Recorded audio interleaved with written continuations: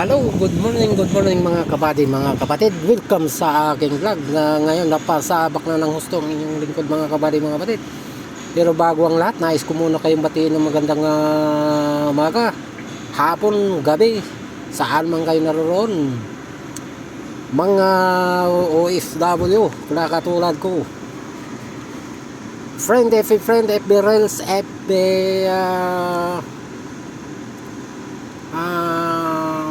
friend, mga followers, non-followers, good morning, good afternoon, good evening sa inyo lahat.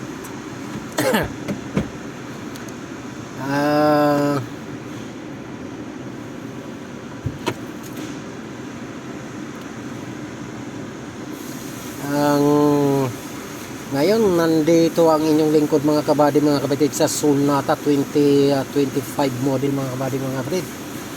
Atin sisilipin sa mahiwagan natin readbook mga kabady, mga kapatid, dahil nag-highlight yung airbag mga kabady, mga kapatid. Ano kayang sintomas ito? Tara, samahan nyo ako mga kabady, mga kapatid.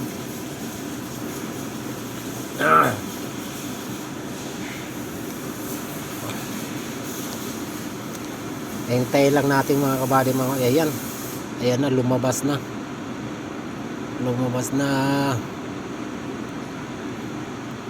sa ECM, engine control module. Code number 1, mayroon tatlo. Code number 1, new 012DF1, lost communication with generator control module. Generator is alternator ito mga kapatid. So code number 1, number 2, yung 112F as zero lane communication error. Agad error. And then the last is 056216 system voltage low. Malamang kasi baka yung battery dito kasi decharge in struck lang ito pag start mga kabady, mga kapatid. Ito ang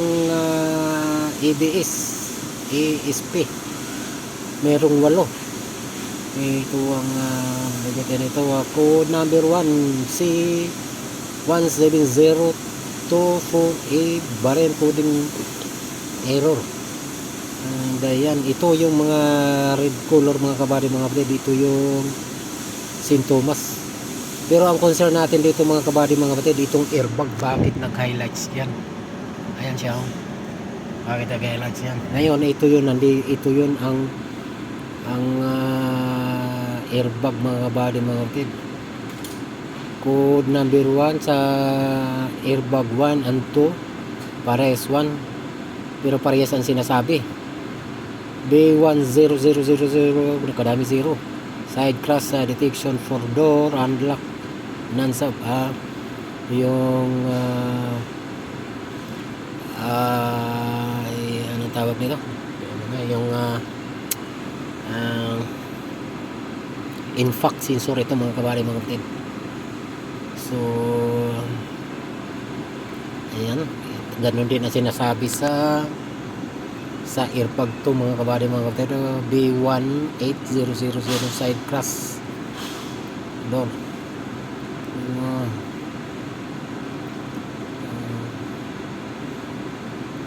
And then sa body body domain control, body control module, meron 5. Yung ano ito, yung ultrasonic mga kabady, mga kapatid, yung parking edge sensor mga kabady, mga kapatid.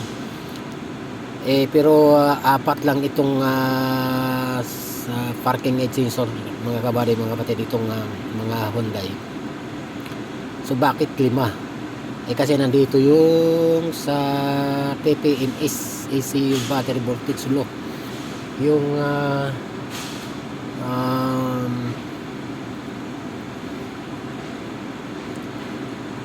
ayan, ang dami. So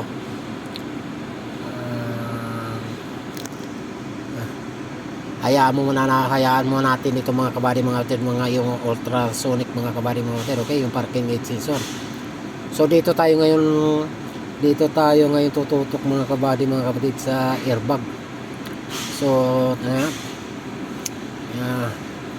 i-try muna natin i-clear mga kabady mga kapatid kung mawala siya.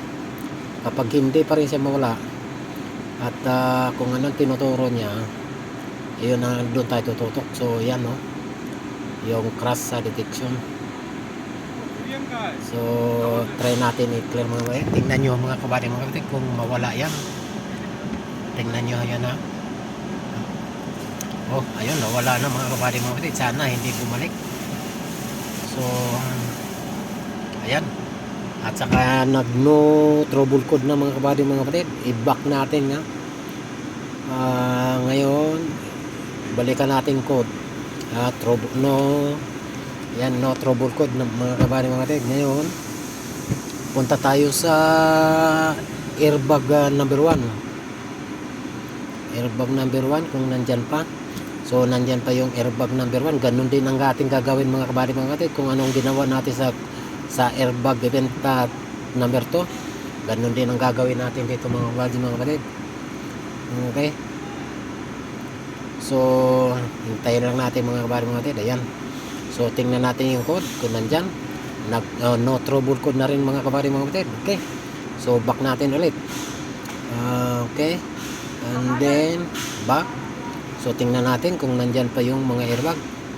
So ayan, yung ECM engine control kanina nandyan yan. At yung ABS nandyan yan kanina. اسماعيل هذا قدام هذا اللوحة مالي ما في ما في شوف ما في هو ما في اول في ما في ما هذا صدام ما في mungkin quotation nada quotation nada fi asan ada ka kasar ada ga sada mo bulsa ano quotation nada fi هذا check check ka rin. So ayan mga kabady mga kapatid, wala na siya dyan kanina, di ba? Ganyan. Ayan na lang yung warning light, andyan siya. So kasi nandoon yung mga yung itong ultrasonic, yung parking aid sensor mga kabady mga kapatid. So okay, so tingnan natin, i-try natin itong ABS mga kabady mga kapatid. Kung anong ginawa natin sa airbag, ganun din ang ating gagawin dito sa ABS mga kabady mga kapatid. Okay, so tingnan natin yung code. Okay, andyan siya. So try natin i-clear. Ngayon kung hindi siya mawala, hindi siya maging normal, ibig sabihin ayun, no trouble code na mga kabady mga kapatid. Okay, so balikan back natin. Then balikan natin kung nandiyan ulit yung code, no trouble code. Ngayon back natin mga kabady mga kapatid, back ulit. And then punta tayo sa ibang sintomas mga kabady mga kapatid. Dito tayo pupunta mga kabady mga kapatid sa ECM, engine control module. Kung anong ginawa natin doon sa dati kanina mga kabady mga kapatid, hindi na natin gagawin dito mga kabady mga kapatid sa ECM. Okay, hintay lang natin. So ating fault code, ayan, nandyan siya.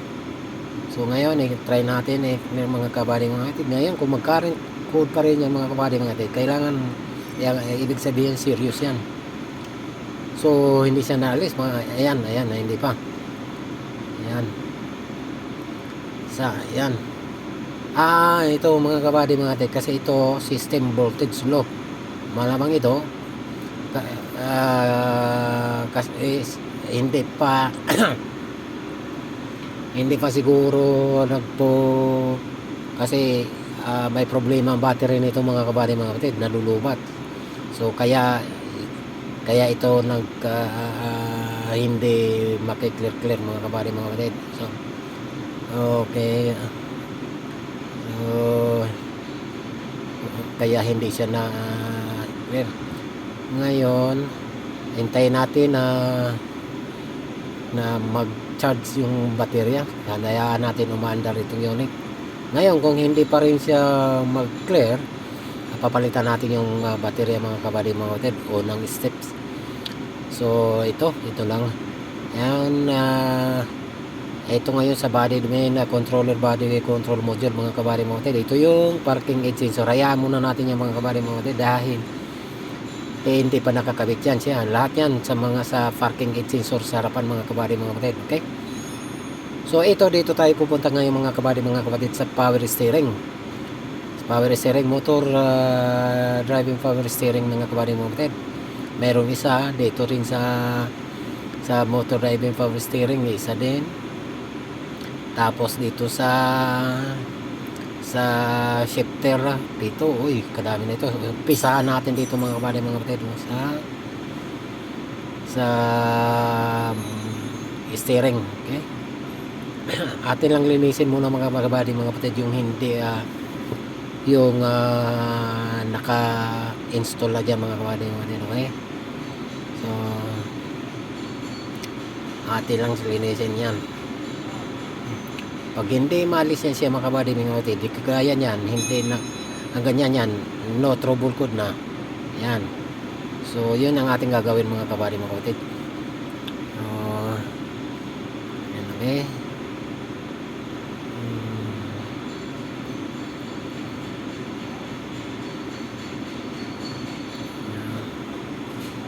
Yeah.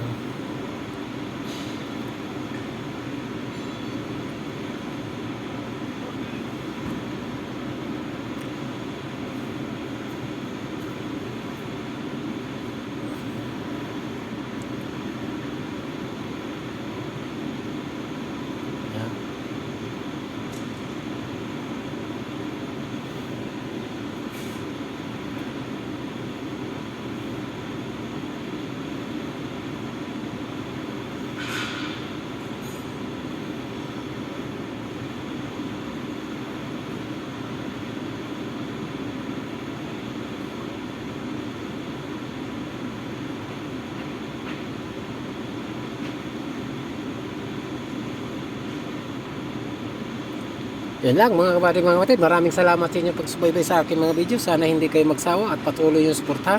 Okay, sa muling vlog. Thank you for watching.